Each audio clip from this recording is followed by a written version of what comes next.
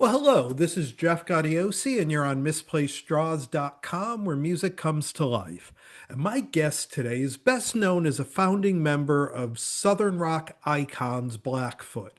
He was also an early member of Lynyrd Skynyrd, but he's here today to talk about the debut record from his new band, Two Wolf.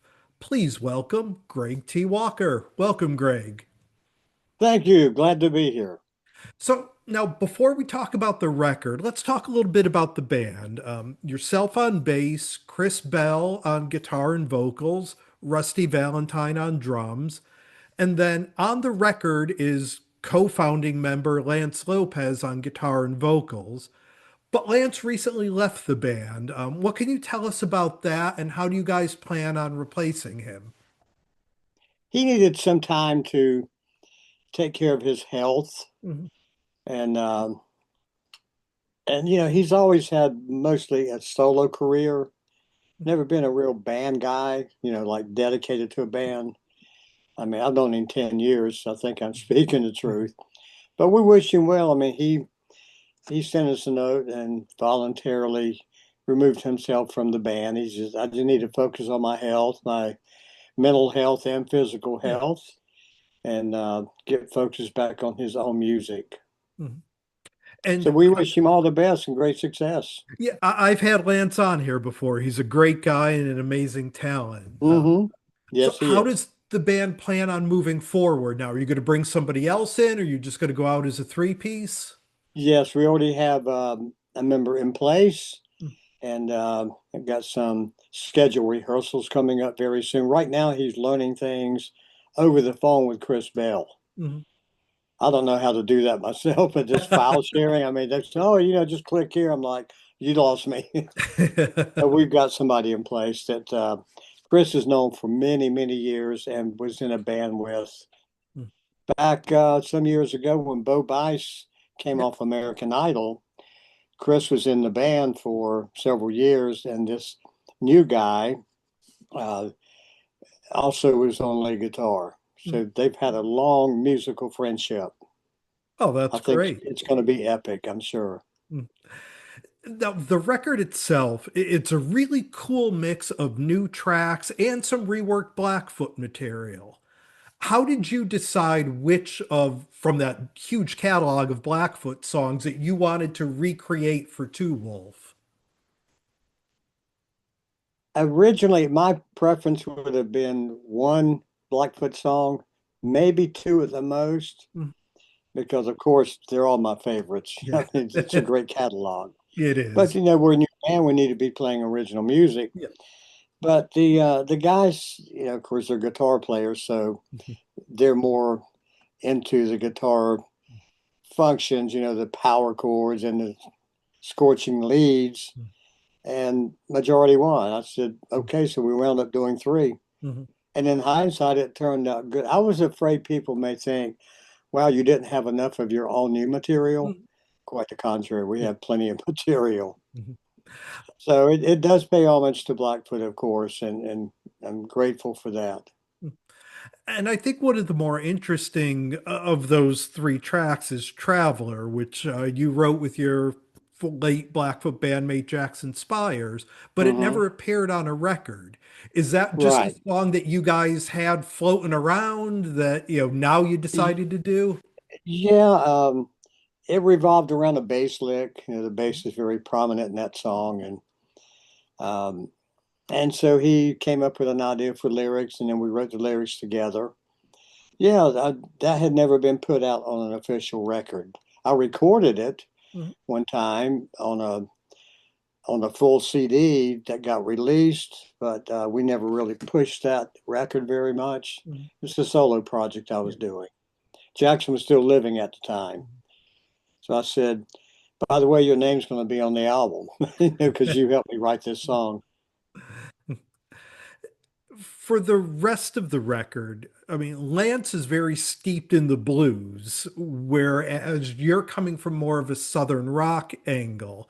So I think those two things coming together gives this record a really cool sound. It's a very modern sound. This Hmm. isn't, a traditional Southern rock record.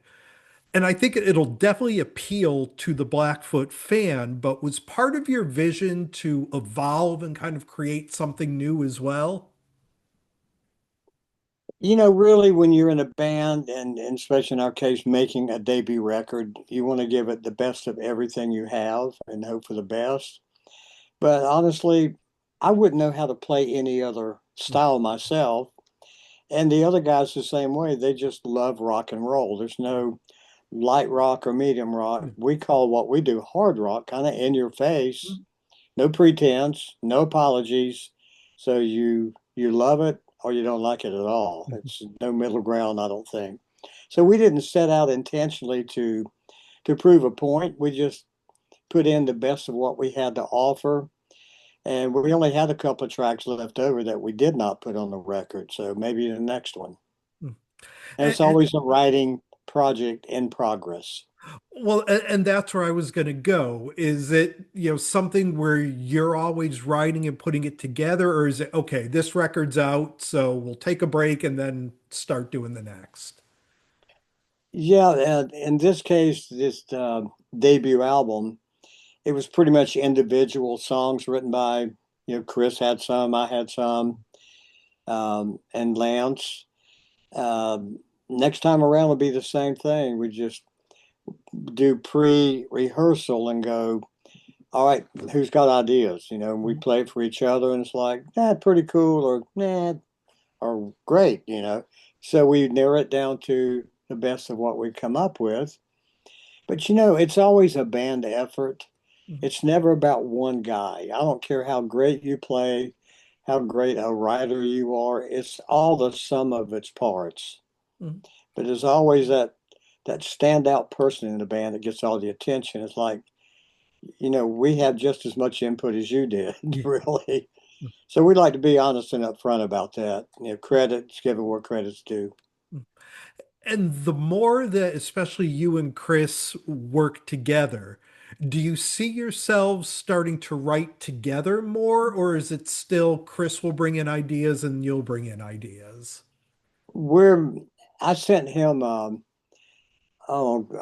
dozen sets of lyrics a while back, made copies that I had never put music to, and he told me which ones were his favorites. So I'm quite sure on the next record, Chris and I will have a couple of songs that Mhm. we write together, as well as individually.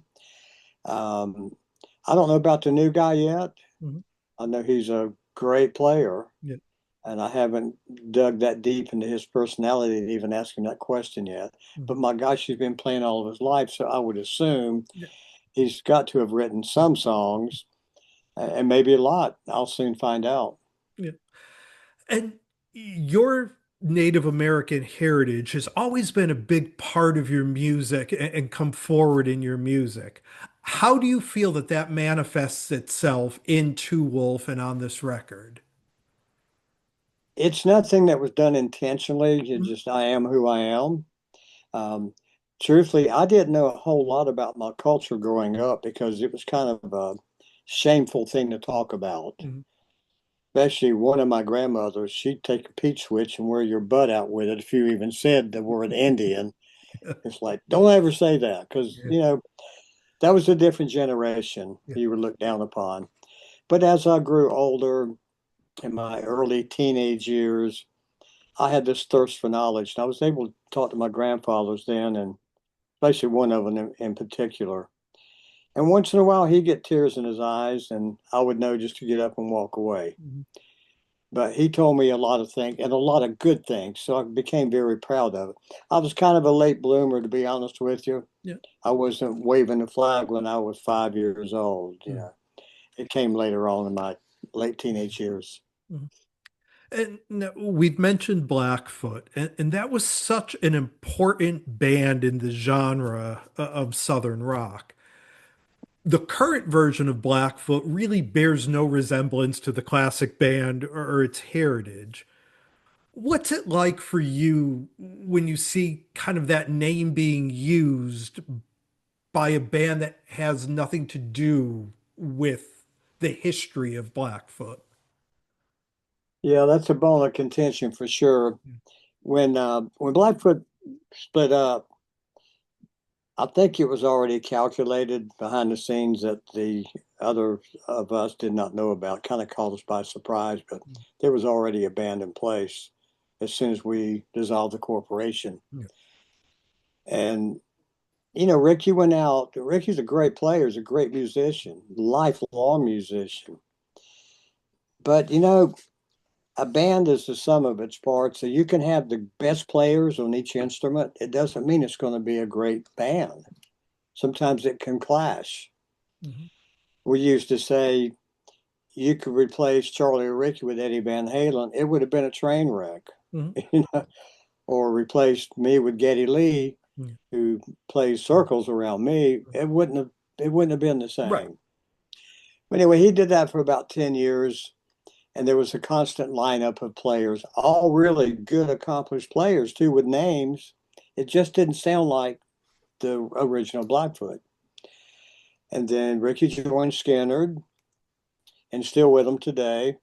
And then there were different incarnations of the band going out on the road from time to time. I never knew any of them at all, never met them. I saw a couple of clips on Facebook, and I'm like, I don't know about that. If you're going to do it good Right. and do it real good. Don't just do it because you're covering songs. But when you have a club mentality, you're going to be that way the rest of your career. Mhm. That's what you know. But as far as I know, that has ended altogether now. Ricky has, I think it's a Ricky Medlock band Mhm.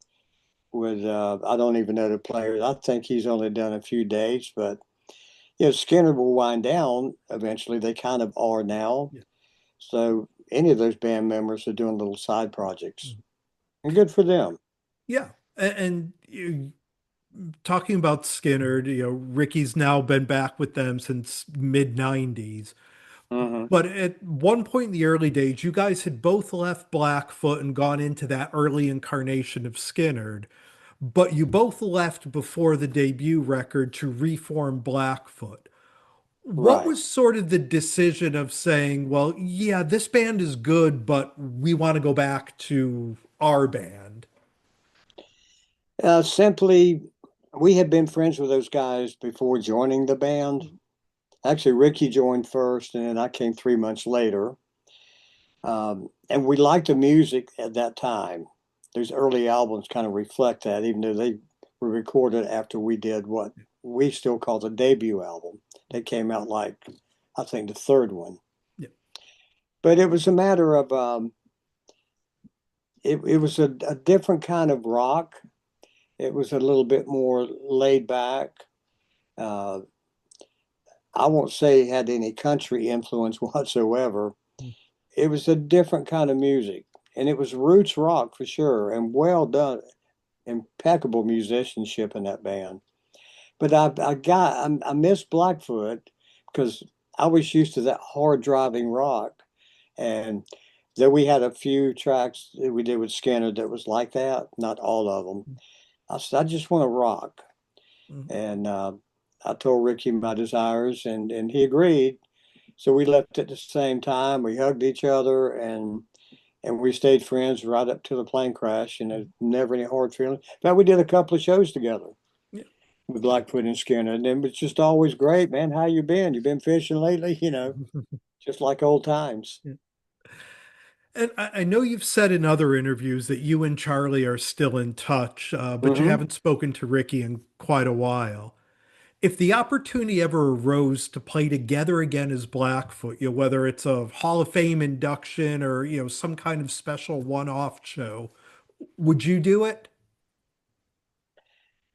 If it was the Rock and Roll Hall of Fame, absolutely. Of course I would. Yeah.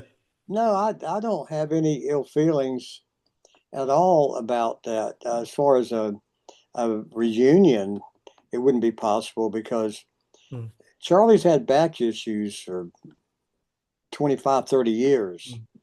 mm, And a couple of years ago, even locally, he got to where he played less and less. We took him on the Rock Legends cruise a couple of times, and he would come out and do like three songs, and he had to go sit down. behind the amp line. But could he play? Oh my God, he gives you chill bumps to this day. He hasn't lost anything in his hands. But we stay in touch. And we've been playing phone tag now for about 3 or 4 weeks. But he came here back in March this year. He said, I want to come over and play. I said, okay. So we went out to my studio. It's a rehearsal studio. And our drummer, Rusty, came over. He lives close by. Charlie said, I want to play 10 Blackfoot songs. Okay, you name them. So we went out there and we played 10 Blackfoot songs. And I got to be honest with you, I had chill bumps on my arms sometimes. I couldn't believe how great Charlie plays to this day. It sounded just like the record. It's the same tone. It's the same. It's all in his fingertips. So he walks in with his little cube amp. It's like this. You can see that dimension. It's half the size of a Fender Twin. It's got like a 10-inch speaker. It's 20 watts or something like that. And I said, Charlie, I got two half stacks over there. He said, no, this is fine. So he built his guitar that he plays now because it's lighter and it helps his back. It's like a Telecaster body and very lightweight. And I'm thinking, oh my gosh. And he did the first chord and it like knocked me against the wall. I'm like, God Almighty, it sounded just like a Les Paul through a Marshall. Everything he plays sounds like a Les Paul through a Marshall. His fingers, it's all in his fingers. Big giant hands he's got. I don't know how somebody with hands that big can even play. You'd be hitting three Yeah. strings with one fingertip, unbelievable. Well, again, that goes back to what you were saying earlier, where it's the people that create that sound, and no Hmm. matter what you guys are playing, when you play together, it's going to sound like Blackfoot. Right. Yeah. So getting back to Two Wolf, once you get the new lineup of the band integrated, you guys have any shows coming up? Yeah, we do actually.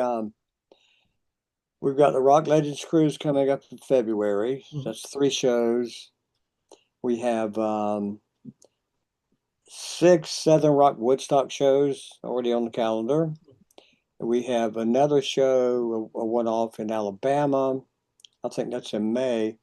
So we got 9 or 10 on the books already for next year. And I hope that's just the start of big things because we love to play and we want to get out and promote this record. It's doing well, but you're in this business. It's nothing like it used to be. Yeah, you need to get Streaming out is and play. killing us Yeah. because you don't make any money. But we released the CD first and it did very well, and then they released the vinyl October 17th, and it's doing very well. I'm happily surprised.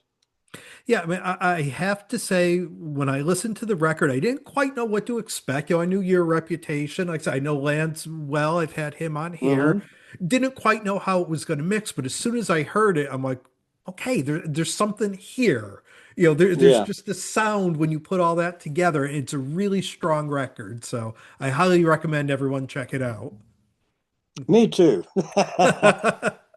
Well, we've been spending some time here with Greg T. Walker. The band and the record are both called Two Wolf. It's out everywhere now. Again, I highly recommend it. Greg, it's been great getting to speak with you and going through a little bit of history with you. And best of luck with the record. I hope we could do this again sometime. Oh, thank you so much. I see you got quite a collection of guitars there behind you. Yeah, So you actually, play? most of those I built myself as well. So, Wow. yeah. A few of them I didn't, but I like kind of mixing electronics and bodies and see what kind of sound you Hmm. could get. So, Good for you. Yes, quite impressive. thank you. Well, again, best of luck. Thanks for taking the time, and we will talk soon. I hope so. Anytime. Yeah, Thank you very bye. much.